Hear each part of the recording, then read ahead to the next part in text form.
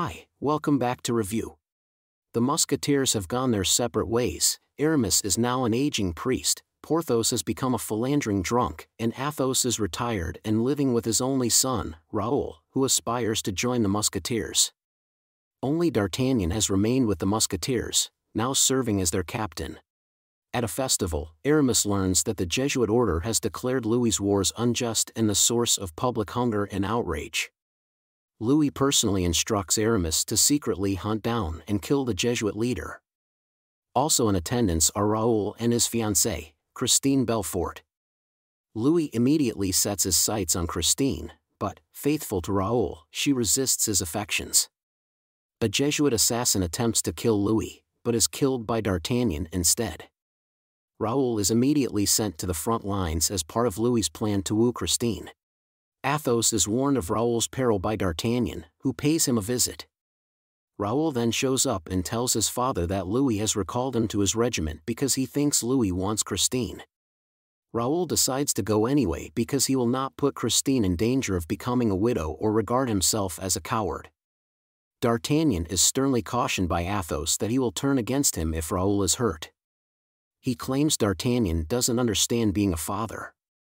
Athos is informed by D'Artagnan that he will personally speak with Louis about Raoul. A furious Parisian mob attacks, but D'Artagnan disperses them and promises to personally speak to Louis about the matter. D'Artagnan is reassured by Louis that he will handle the situation and that Raoul will soon return from the war. Instead, Louis has his chief advisor shot because of the rotten food that Louis had earlier ordered him to distribute. When Raoul joins the war, cannon fire on the front lines results in his death. Athos tries to kill Louis after learning of his son's passing, but D'Artagnan stops him, and Athos is forced into exile. By promising to have his own doctor treat her sick mother and sister and have them sent to recover at his country estate, Louis entices Christine to the royal palace and forces her into being his mistress. Aramis invites Porthos, Athos, and D'Artagnan to a private meeting where he reveals that he is the leader of the Jesuits and has a scheme to overthrow Louis. D'Artagnan declines to cooperate because his oath of honor cannot be broken or betrayed, despite Athos and Porthos' consent. D'Artagnan is rebuked angrily by Athos for his devotion to and loyalty to Louis, but he continues to refuse to participate in their scheme. If they ever meet again, Athos will label him a traitor and will kill him. The three musketeers sneak a prisoner out of a remote facility wearing an iron mask, upon which Aramis reveals that the prisoner is Philippe, Louis's identical twin brother. Aramis reveals that Louis's mother, Queen Anne, gave birth to twins the night before he was born. Philippe was sent to live in the countryside in secret by Louis XIII in an effort to prevent dynastic strife between his sons.